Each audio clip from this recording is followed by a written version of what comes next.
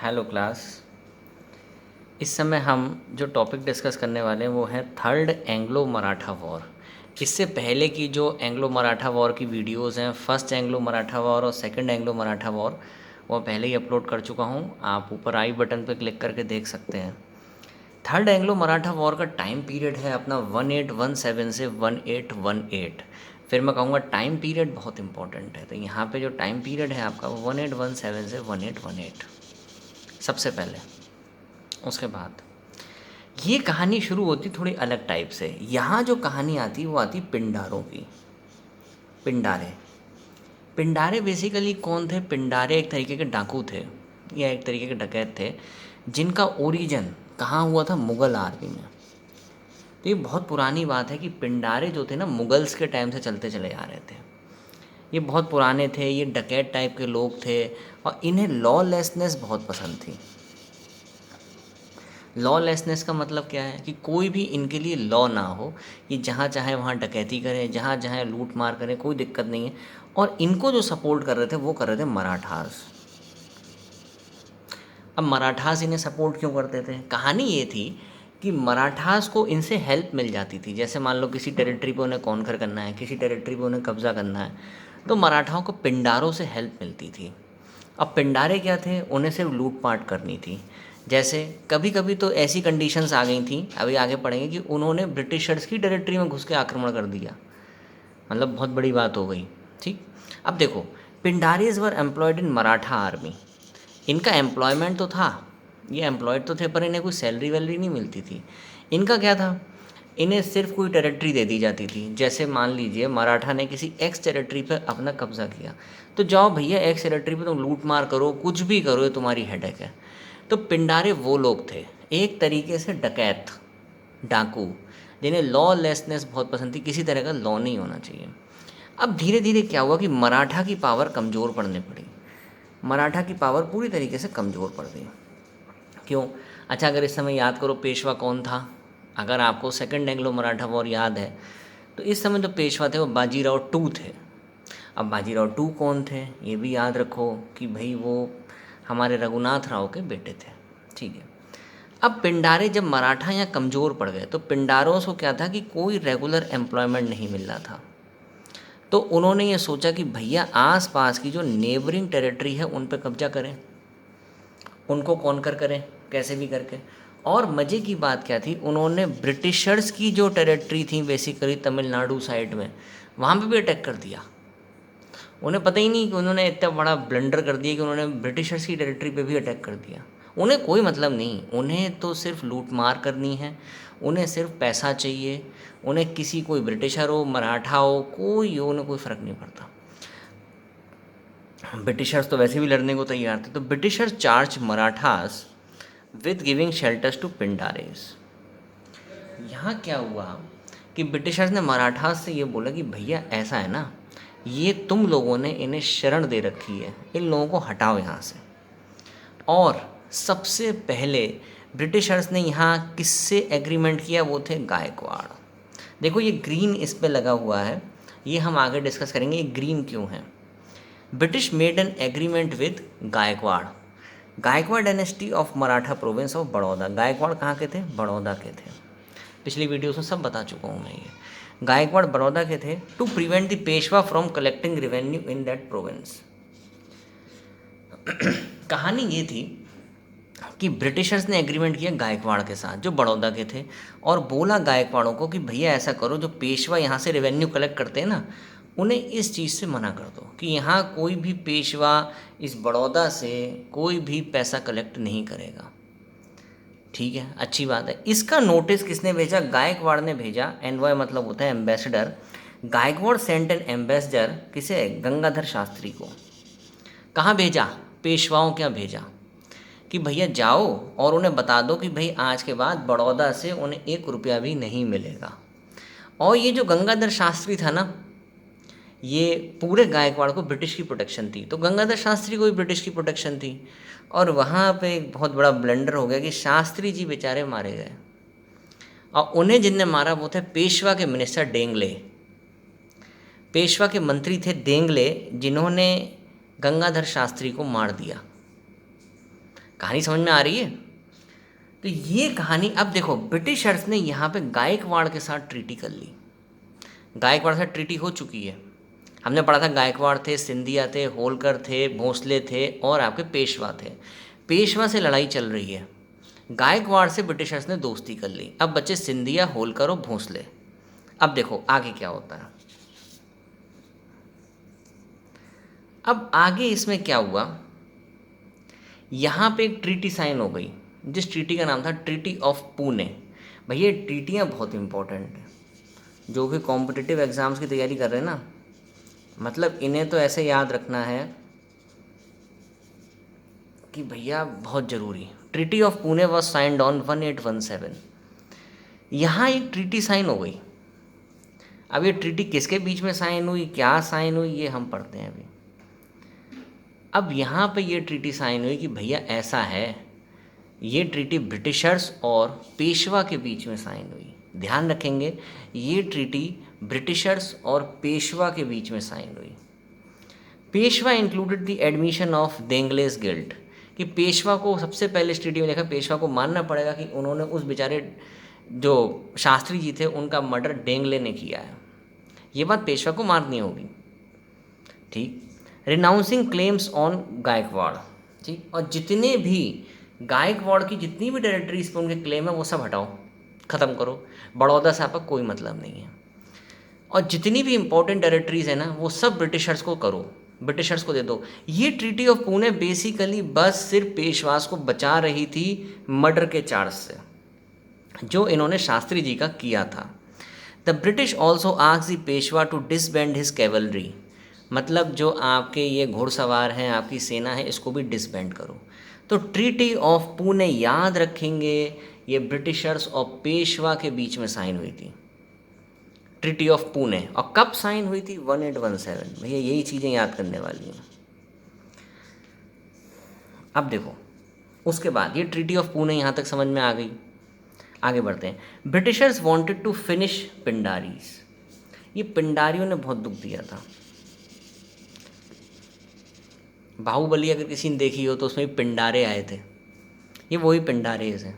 मतलब एक तरीके से लड़ना है बस, कोई मतलब नहीं लॉ वॉ से, हमें तो बस लूट पाट मचानी है, ठीक। तो Britishers wanted to finish Pindaris, so Britishers made treaty of Gwalior with Scindia. अब देखो फिर इसे मैंने ग्रीन में कर दिया है, क्यों?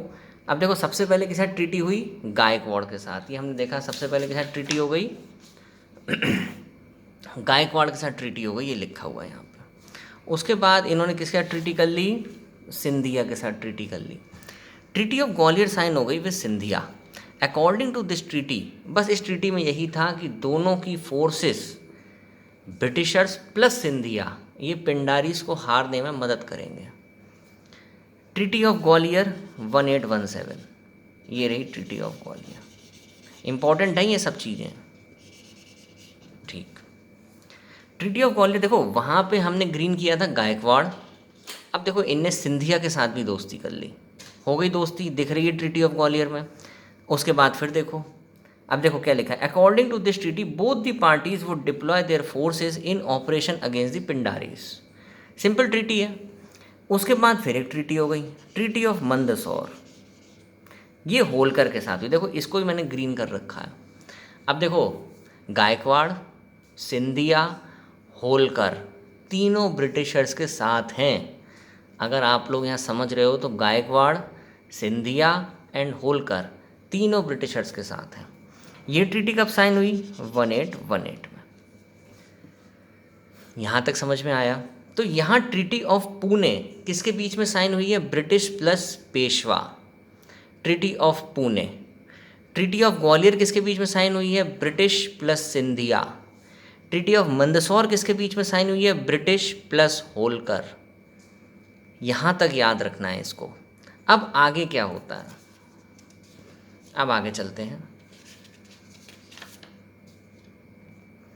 अब भैया ये जो ट्रीटी ऑफ पुणे हुई थी ना, ये ट्रीटी ऑफ पुणे जो हमने पहले देखा था किस किस के बीच में हुई थी? ट्रीटी ऑफ पुणे, ठीक। ट्रीटी ऑफ पुणे हुई थी, याद रखना है ये सब चीज़ें, ब्रिटिशर्स प्लस पेशवा, भूलना नहीं है इसे। पेशवा इस ट्रीटी के फेवर में थे ही नहीं, पेशवा वालों को ट्रीटी पसंद ही नहीं थी, तो उन्होंने सोचा हम ब्रिटिशर्स पर अटैक कर देते हैं।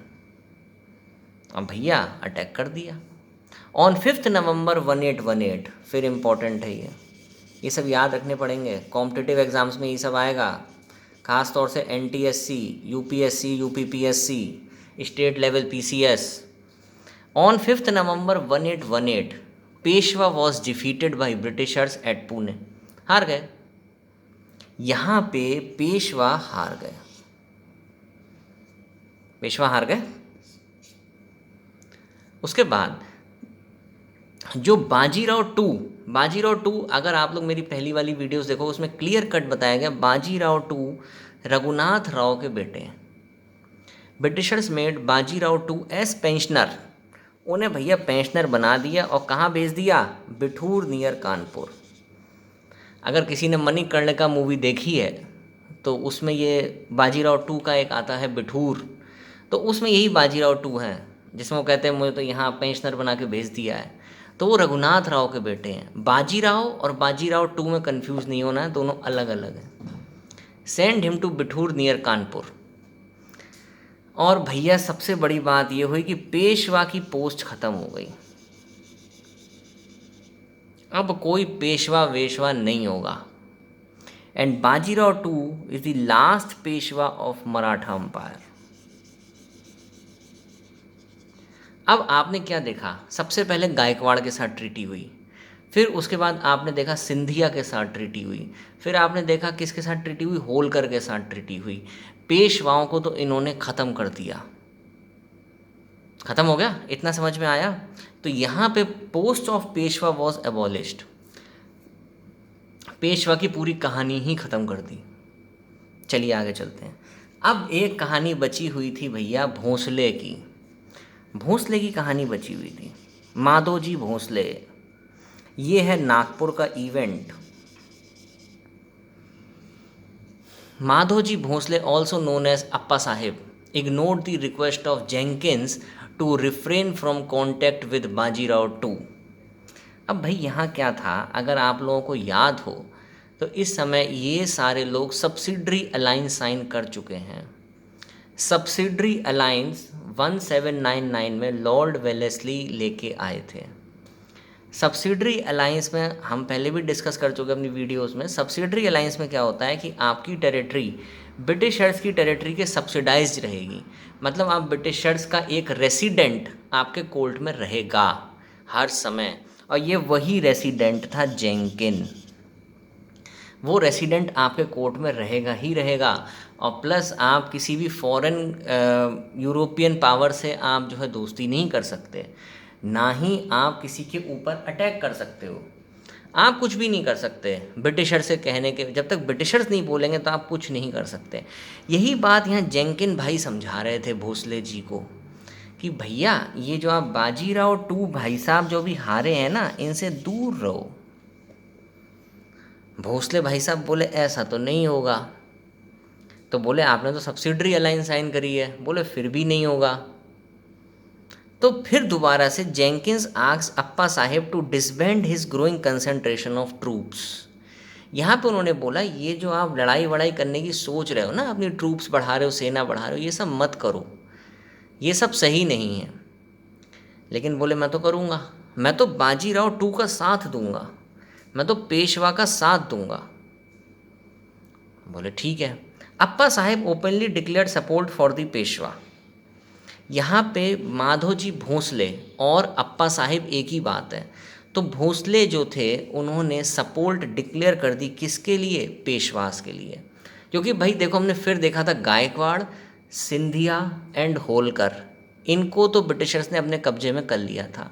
अब बचे थे कौन, एक तरफ पेशवा जो हार चुके थे और भाग गए थे बिठूर, और एक तरफ ये बचे थे Bhosle. Appa Sahib openly declared support for the Peshwa. उन्होंने खुले आम बोल दिए कि भैया मैं तो पेशवा का साथ दूंगा, मुझे कोई सब्सिडरी फब्सिडरी अलाइंस से मतलब नहीं है, मराठाओं की बात है, ऐसे थोड़ा ना अलग हट जाएंगे। बोले ठीक है भाई दो, अब देखना उसका परिणाम। परिणाम सभी को पता था कि Bhonsle was defeated in Nagpur. Bhonsle हार जाते हैं। तो इसी तरीके से हमने ये देखा कि ये हमारा थर्ड एंग्लो मराठा वॉर था। अब इसमें देखिए ट्रीटीज़ हुई, ये ट्रीटी याद रखनी है। सबसे पहली हुई ट्रीटी ऑफ पुणे, याद रखना है, treaty of Gwalior, treaty of Mandsaur, ये ट्रीटीज़ हमें याद रखनी है। Treaty of Pune, treaty of Gwalior, treaty of Mandsaur. Pune वाली आपको पता ही है, पेशवा वर्सेस ब्रिटिशर्स। ग्वालियर वाली Scindia and Britishers. Mandsaur Holkar and Britishers. यहाँ तक याद रहेगा, ये तीनों ट्रीटीज़ याद रहेंगी। ठीक, वेरी गुड। अब एक लास्ट पॉइंट है जो हमें देखना है, जो इसका पूरे का कंक्लूज़न है, वो ये है। कभी कभी ऐसे क्वेश्चंस आते हैं, हमने 2 वॉर यहाँ डिस्कस करेंगे, Anglo Maratha and Anglo Mysore. ये वॉर्स मैं पहले डिस्कस कर चुका हूँ अपनी वीडियोज़ में। उसमें क्या है कि एंग्लो मराठा के जो फर्स्ट सेकंड थर्ड 3 वॉर हुए, एंग्लो मैसूर में 4 वॉर हुए। तो मराठा के फर्स्ट वॉर में गवर्नर जनरल कौन था? Warren Hastings. इस टाइप के क्वेश्चन आपको ज़रूर कॉम्पिटिटिव एग्ज़ाम्स में मिलते हैं, एनटीएससी में मिलते हैं, एनटीएससी स्टेज 2 में मिलते हैं, कि फर्स्ट वॉर के टाइम पे एंग्लो मराठा में कौन गवर्नर जनरल था। सेकेंड वॉर के टाइम में थे वेलेस्ली, फर्स्ट वॉर के टाइम में थे वैरन हेस्टिंग, थर्ड वॉर के टाइम पे भी हेस्टिंग ही थे, बट वो वैरन हेस्टिंग नहीं थे, कोई और हेस्टिंग थे। मैं जितने सिर्फ मार्क कर रहा हूँ वो ही पूछे जाते हैं। अब एंग्लो मैसूर में आते हैं। एंग्लो मैसूर में हमारे फर्स्ट वॉर के टाइम पे थे वेलेस्ली, क्लियर है। सेकेंड वॉर के टाइम पे थे वैरन हेस्टिंग। ये बहुत थोड़ा कन्फ्यूज़न है इसमें याद करने में, इसको याद करना पड़ेगा। थर्ड वॉर के टाइम पे थे कॉर्नवालिस, और फोर्थ वॉर के टाइम पे थे वेलेस्ली। ठीक है, ये क्लियर है। इसमें हमें सिर्फ ये याद रखना, एंग्लो मराठा एंग्लो मैसूर में क्वेश्चन पूछे जाएंगे। Be attentive all of you. First war second war के टाइम पे कौन गवर्नर जनरल थे, और एंग्लो मैसूर में भी सेकंड थर्ड एंड फोर्थ के टाइम पे कौन कौन गवर्नर जनरल थे, ये हमें याद रखना है बेसिकली। ठीक, ट्रीटीज़ याद रखनी है। कंप्लीट सीरीज़ आपकी मॉडर्न हिस्ट्री की तीनों, जिसमें Anglo Mysore, Anglo Maratha and Anglo French, की सारी वीडियोस चैनल पे अपलोडेड हैं, आप आराम से उसे पढ़ सकते हैं। ठीक, ओके, थैंक यू क्लास।